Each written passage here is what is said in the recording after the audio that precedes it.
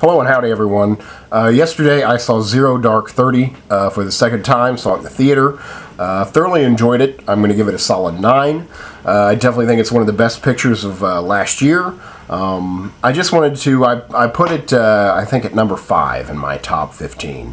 I just wanted to kind of make sure it was up there, and yeah, I don't really see any reason it shouldn't be. It's technically just an amazing film, while being very important to the time, all while being, I just think it's an excellent example of art. It really makes you think. It presents historical events. It's an epic tale. It covers nearly 10 years. It puts 10 years in 2.5 hours. Which I think some people have a problem with, that it kind of blurs the lines between fact and fiction a little bit, obviously, but I think it, again, it's taken from first-hand accounts. It's the first thing you see. So it's kind of serves as a historical document in that regard. It definitely shows the nitty-gritty of how, a global manhunt would happen, and it is uncomfortable at times, and it really makes you think, makes you confront issues that are purely American. It makes you look in the mirror. I think Zero Dark 30 makes you look into the mirror. Or if not the mirror, that old saying of when you stare into the abyss stares back. And perhaps that's what you're staring into while watching this film. I think it's just a marvelous technical achievement. It's about being in the CIA, about being I guess a SEAL, while not glamorizing it. It doesn't, say, join the army, or, this isn't a recruitment film. It makes it seem, very real, very down to earth. Everyone's very real. Everyone is doing their job. This is a movie about people working, about whose jobs and whose lives are dedicated to keeping the country running smoothly and safe. If not the country running smoothly, the world running smoothly. And I think that's fascinating because, I think a lot of people look at politics like, everyone's evil, they're all out to get us. Here, I think it just shows the bureaucracy, the way things happen at a snail's pace. Basically, it just humanizes the government, and then also simultaneously kind of dehumanizing them to making them just kind of animals. As, this is basically kind of a revenge picture. This is America's revenge picture. And that's what it is. The only film that I thought of while watching this film, and I didn't think about it so much the first time, but in the wake of seeing it, I thought about it, and then I thought about it actively while watching it yesterday, and that's Kill Bill. I thought a lot about Kill Bill while watching Zero Dark 30, namely because I think that Jessica Chastain's character is very much like the bride, very, hell-bent on revenge. And then, after her revenge is taken, I just kept replaying that beautiful Tarantino line. I'm paraphrasing. I don't know if I can quote it exactly, but after your revenge, after you have your revenge, you're only going to feel one of two things. Do you feel relief, or do you feel regret? Now you don't have that hate anymore. Now that object of revenge and loathing is gone. Where do you go from there? This film, Zero Dark 30, takes us to that point.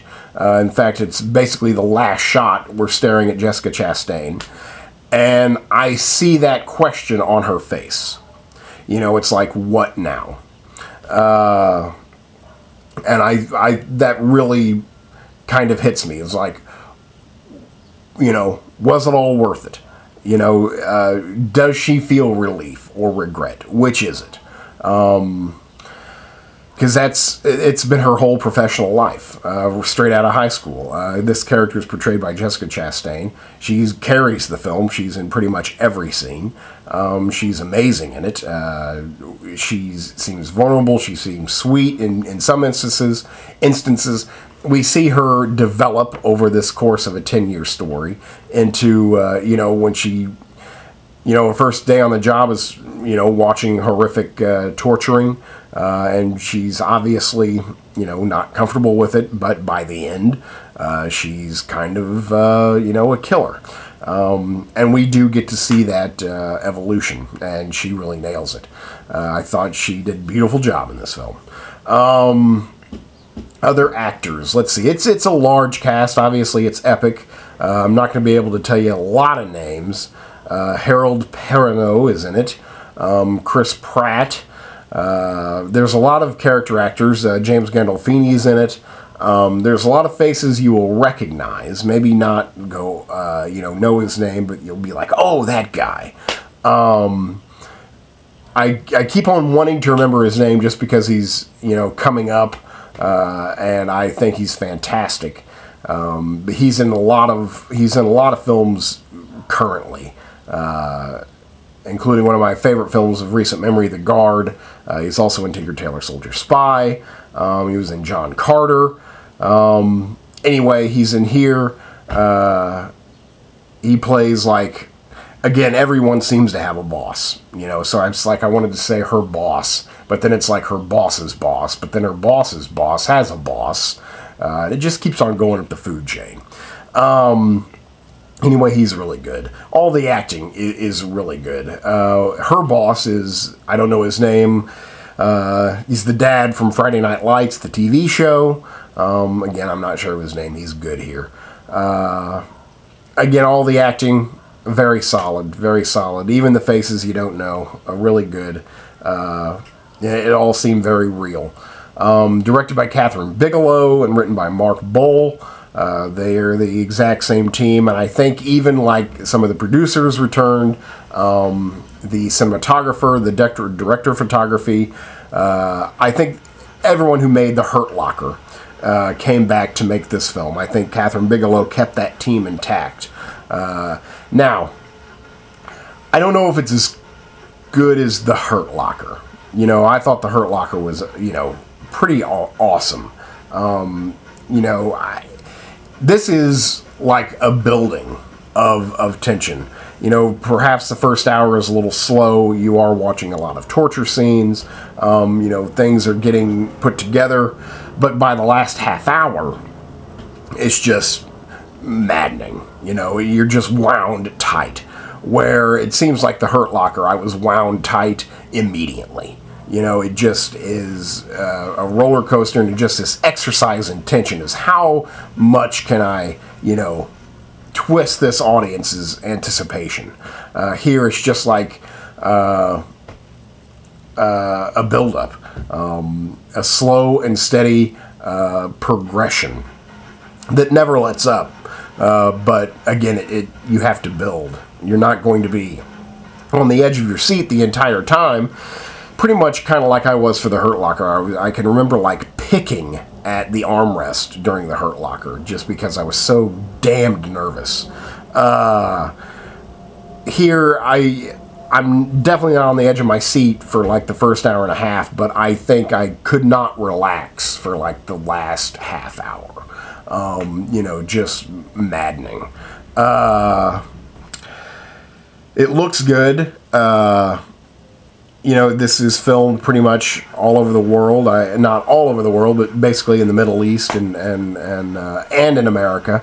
I'm not sure where it was actually filmed, but you know, it's gorgeous. I felt like, you know, I was immersed in that scene. Maybe I didn't so much understand the culture or anything. We're not given too much insight into who we're hunting. You know, I think it relies on what we already know, our preconceived notions, our biases. You know, I think it plays on that. Again, I think it excels at being art by playing on what you feel. I thought I was going somewhere with that. But I mean, it looked really, the culture. So we don't really get to see, you know, too much of the culture, but we do get to see the culture of Washington. And so I guess that's kind of more an examination of anything. It's not the examination of why would they attack us. It's you know, our reaction to the attack. It's very well directed, you know, seamlessly told. You know, everything felt authentic. You know, again, just very smoothly directed. I